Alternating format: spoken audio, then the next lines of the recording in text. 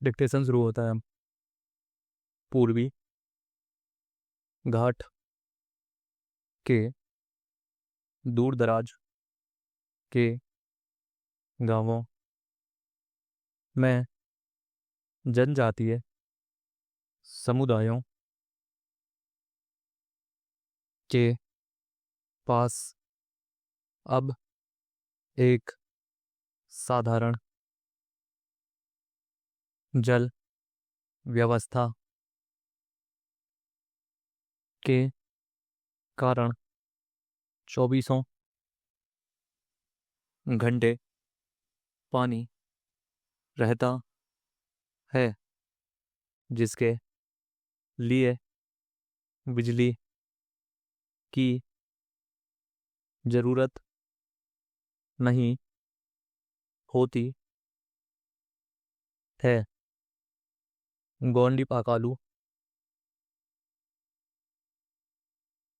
आंध्र प्रदेश पूर्वी घाट का एक सुदूर आदिवासी गांव है।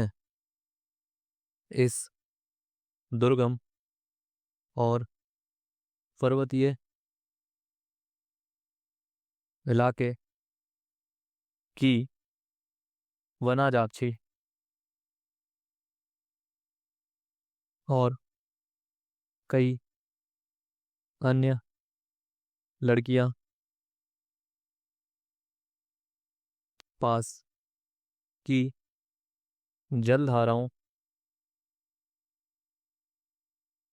से पानी लाने के लिए हर दिन पहाड़ियों की चढ़ाई करने के लिए मजबूर थी। ये रास्ते बारिश के दौरान रास्ते फिसलन भरे हो जाया करते थे, लेकिन अब नरसीपट्टनम में स्थित विशाखा जिला नवनिर्माण समिति की बुद्धिमानी के कारण इस क्षेत्र की विशेष भौगोलिक स्थिति का उपयोग जलापूर्ति की प्रणाली निर्माण करने में किया गया है, और इसलिए अब ये लड़कियां पुनः अपने विद्यालयों में पढ़ाई के लिए जा पाती हैं। यह प्रणाली गुरुत्वाकर्षण के सरल सिद्धांत पर कार्य करती है। यहाँ स्रोत से पानी को 3 चैम्बर वाले वितरण टैंक में भेजा जाता है, जहां रेत, बजरी और कंकड़ की परतों वाली निस्पंदन प्रणाली का उपयोग करके इसे फिल्टर किया जाता है। पाइपों का उपयोग करके इन टैंकों से क्षेत्र के विभिन्न भागों में गलाए स्टैंड पोस्ट या नलों से पानी की जाती है। औसतन इस घरों के लिए एक स्टैंड पोस्ट होता है। ये पाइप स्रोत से स्टैंड पोस्ट तक 2 से 2.5 किलोमीटर तक की दूरी तक जाते हैं। चिंतपल्ली मंडल के एक गांव पाकाबू में 60 घरों के लिए 7 स्टैंड पोस्ट हैं। इसके अलावा इनमें से प्रत्येक स्टैंड पोस्ट में अपवाह में जल को अवशोषित करने के लिए सोखता गड्ढों का उपयोग किया जाता है। यह जल प्रणाली अद्वितीय है क्योंकि इसमें बिजली की आवश्यकता नहीं होती। इस सरल प्रणाली ने सुदूर आदिवासी गांवों में 24 घंटे पानी करने में मदद की। इन क्षेत्रों में झरने पहाड़ियों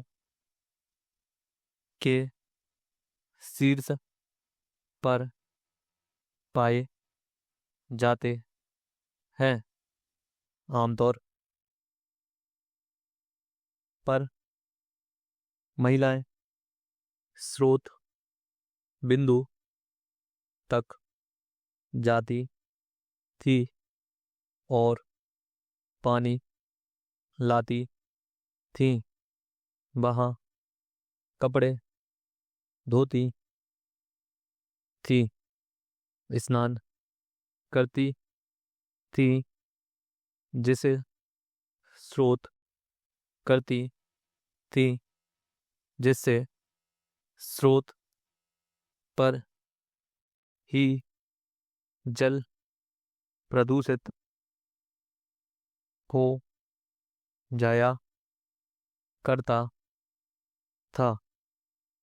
चूंकि ये झरने पहाड़ियों के शीर्ष पर स्थित है और समुदाय नीचे की ओर बहते हैं, इसलिए BJNNS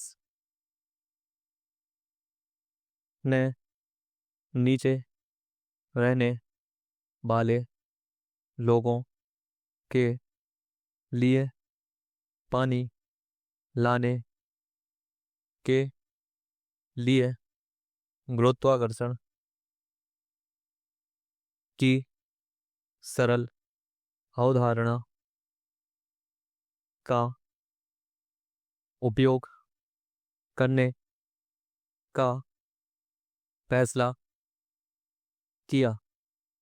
BJNNS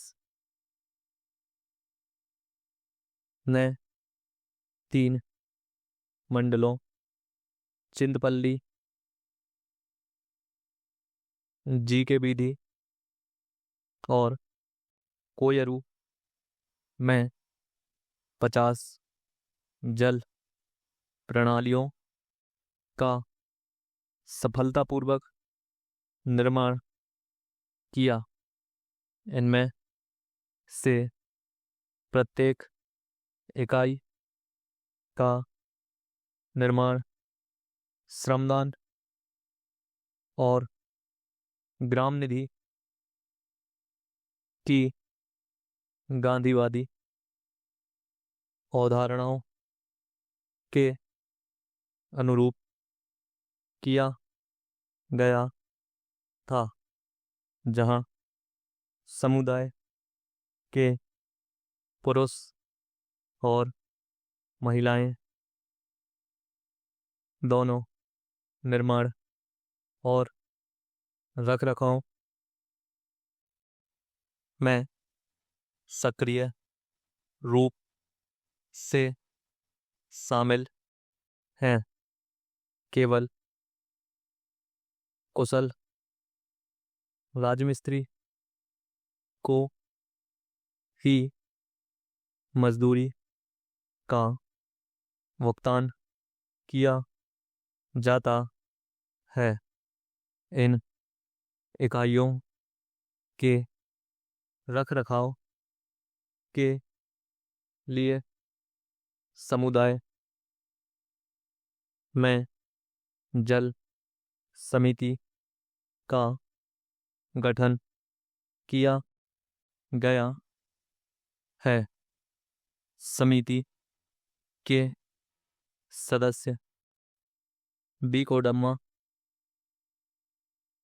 द्वारा दी गई जानकारी के अनुसार यह समिति महीने में एक बार बैठक कर स्वच्छता और स्वास्थ्य कारिता प्रथाओं के साथ साथ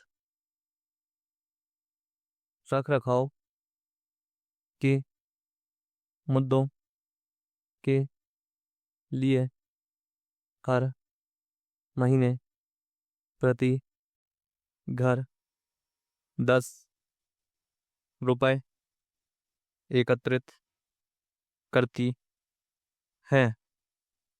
समिति का स्थानीय डाकघर में बचत खाता है। 100 ग्राम।